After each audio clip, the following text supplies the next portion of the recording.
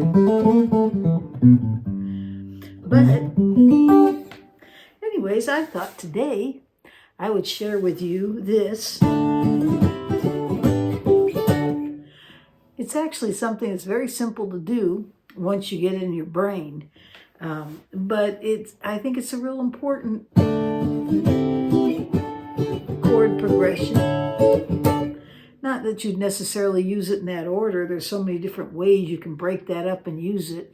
But I thought I'd show it to you anyways.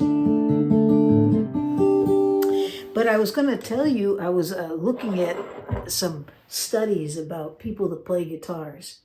And the jury's out as to whether guitar players are more intelligent. I've been hearing it all over the map, and I'm very curious about it. But the one thing I think they're pretty sure of is that guitar players, people that have been playing for a long period of time, are very visual. They are not as good at hearing and learning as they are at seeing it and learning. And at least that's the way the studies show. And I'm curious, for those out there that play guitar, is that true for you? It is for me. I'm a very visual person. When I was going to school, particularly for respiratory care, there's a lot of mathematics and different chemistries and things you have to learn.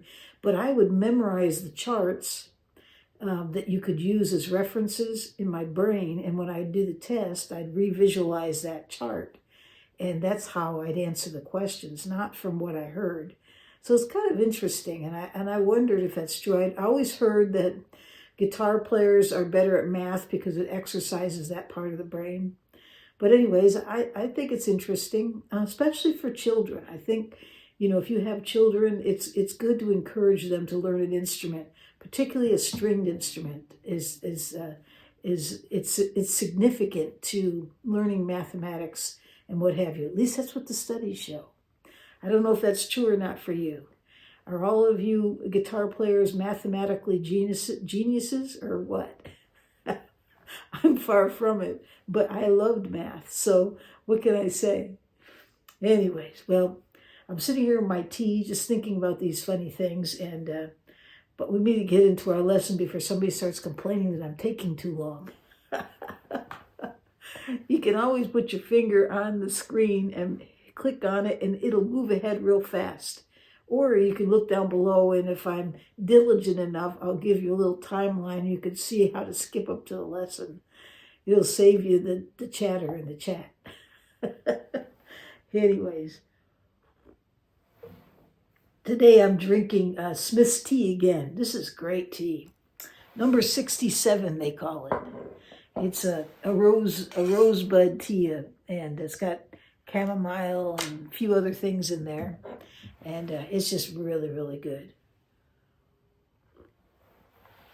Okay, so let's get on with this lesson so we can get through it. We just spent 3 minutes and 40 seconds chatting about probably not a whole lot of nothing.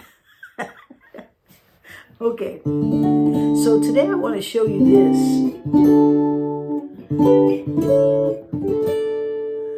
Now you'll notice I'm playing a real old guitar. This is a vintage instrument.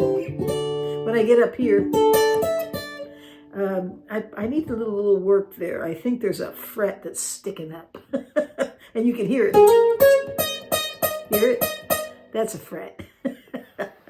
And usually that kind of stuff is fixable. I didn't notice a whole lot of warping. If the top's warped, you can get that stuff up there too, but I really think there's a fret that's come up a little bit right in here. So I need to work on that. I put a sound hole pickup in this thing. This is a 60s, possibly 1959 harmony guitar. And it's all solid mahogany. They called it the poor man's Martin guitar. But it plays pretty good. I think it sounds great. Reminds me of the old time guitars that we all learned on. So anyway, so that's the guitar I'm using. And if you hear me get up here and you hear that, you'll know what that is. It's a fret. to be expected when you get these little old guitars. I love these things. They have personality. And sometimes you got to play around them. If you know that's there, you don't go there. Anyways, but we have to go there today, I think. So let's give it a try. All right. So here we go. We got a D to start with. And what I want you to do is just pick to start with. Finger 1 on the 3 string, finger 2, 2 string, 3, 2, 1, 3, 2, 1. For the strings too, 3, 2, 1, 3, 2, 1, okay?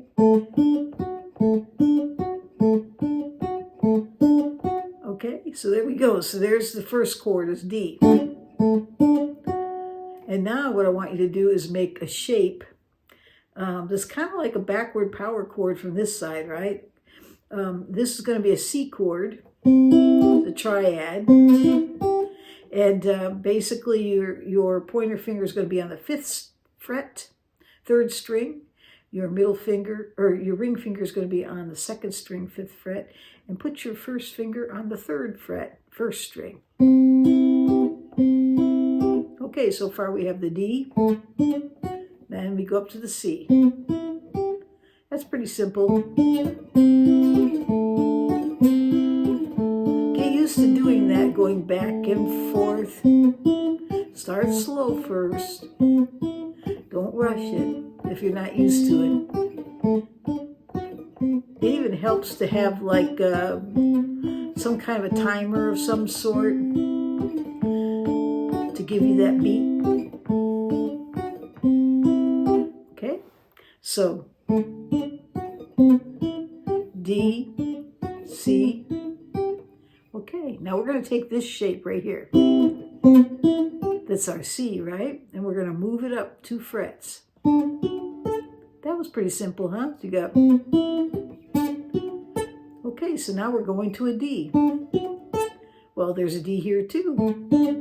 And there's a D here now. So you got D, C, D.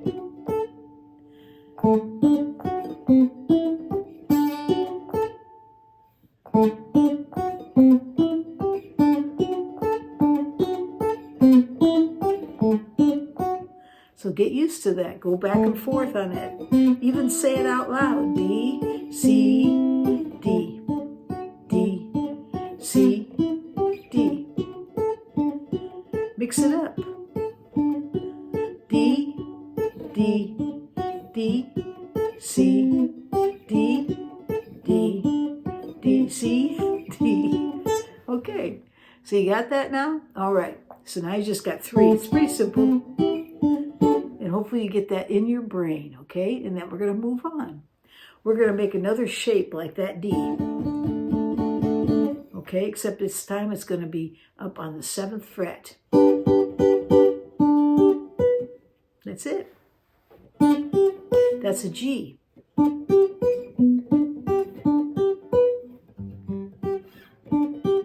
Okay, so there's G. D, C, D, D, C, D, G, G, D, C, D. Okay, so you got that? Now you can try strumming it.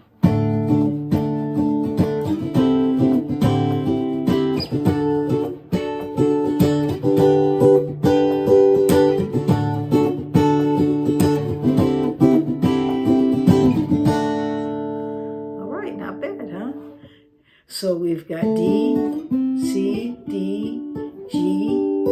Now move up 2 frets. Okay, and what do you have? You have an A. Because this is D, that has to be A. A. Okay, so we've got D, C,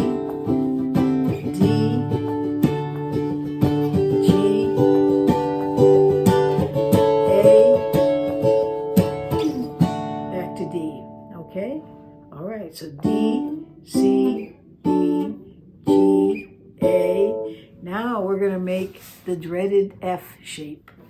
Okay, remember this shape? Okay, so you only have to actually do these 3 strings for this.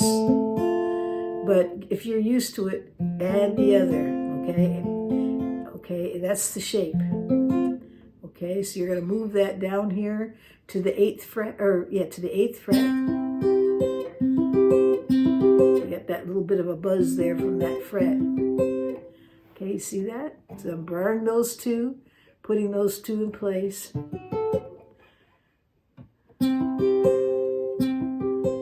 Okay, there it is right there. Some people do it like this. Okay, oops. But we just have to do this much. Or if you can't, just do this much. Bar 3 and put that one right in front of it. Whatever you're comfortable with, okay? All right. So now we have D, C, D, G, A, D.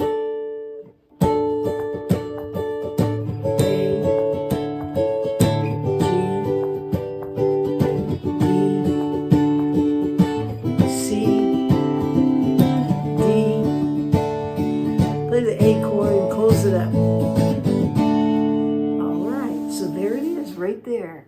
So practice that and get it down, because what's nice about it is you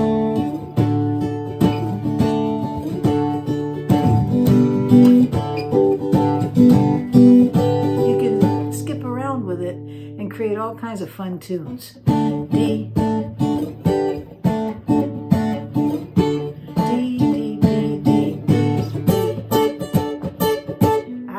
whatever comes to mind, but just try mixing them up.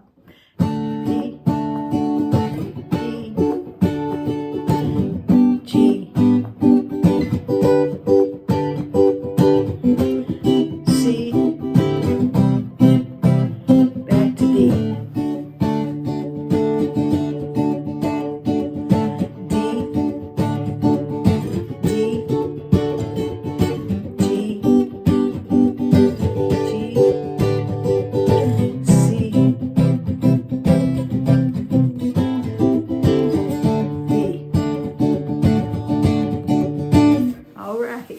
So have some fun with that, and hopefully it makes sense to you. All right, so we're going to leave it right there. Go get yourself a cup of tea. Enjoy the day or night. And I hope, oh, I know, I got to say it. Subscribe. I have, I think I'm at 58 to go. I'm not sure. It's coming down there. We're getting down to the wire, and then I'm going to go have steak and celebrate. And I'll stop saying this. I'll leave it all up to you after that, I promise. All right. You have a great day or night wherever you are in this world.